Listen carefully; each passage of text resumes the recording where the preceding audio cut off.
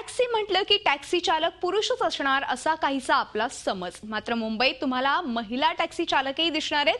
Priyadarshini taxi सेवा देणाऱ्या संस्थेतील टॅक्सीजवर केवळ महिलाच ड्रायव्हर्स असणार आहेत। जरा हटके प्रोफेशन असलेल्या या महिलांच्या करिअरचा घेतलेला हा आढावा पहा। महिला वैमानिक म्हटलं की आपण त्यांचं भरभरून कौतुक करतो। त्यामानाने महिला टॅक्सी चालकांचं कौतुक मात्र तेवढं होत नाही।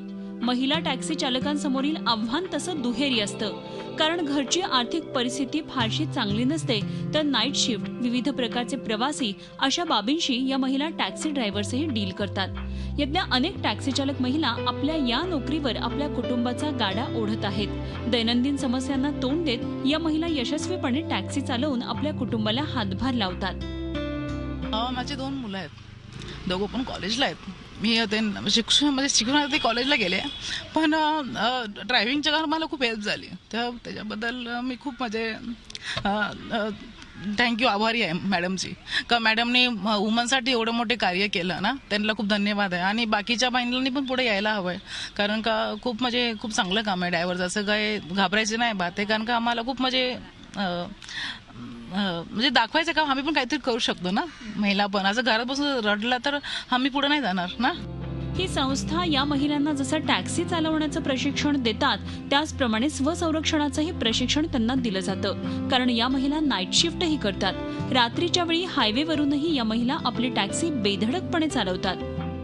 काही नाही, आतापर्यंत तर काही प्रॉब्लेम नाही आलेला आहे।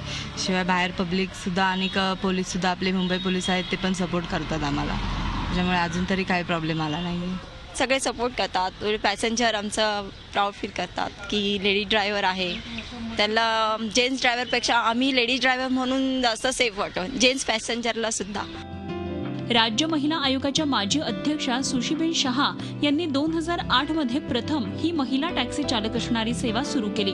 प्रत्येक महिलेनं स्वावलंबी असलं पाहिजे या उद्देशानं शहा यांनी ही सेवा सुरू केली। की आता पुरुष, त्यांचे घरचे पुरुष आमच्याकडे येतात की सुशीबेन, आहो तुम्ही गाडी परत घ्या त्यांची। मी का बरं, काय झालं? ते ना आता आमचं ऐकत नाही, घर स्वतः चालवतात आमची। म्हणजे हे फरक पडला, म्हणजे there is a shift from a patriarchal society to a matriarchal society. महिला सक्षमीकरण करायचं असेल तर आर्थिक स्वावलंबन महिलाचा फार गरजेचं आहे, आणि ते अपॉर्च्युनिटी आम्ही प्रियदर्शनीला देतो। सध्या प्रियदर्शनी संस्थेकडे 40 टॅक्सी असून 50 पेक्षा अधिक महिला टॅक्सी चालक असून हा आकडा या वर्षाअखेरी 100 वर नेण्याचा त्यांचा मानस आहे। महिलांनी अनेक क्षेत्र पादाक्रांत केली आहेत, मग त्याला टॅक्सी चालक क्षेत्र देखील कसं अपवाद असू शकेल हेच या महिला दाखवून देतात। मेघा कुचिक, झी मीडिया, मुंबई। झी 24 तास रहा एक पाऊल पुढे।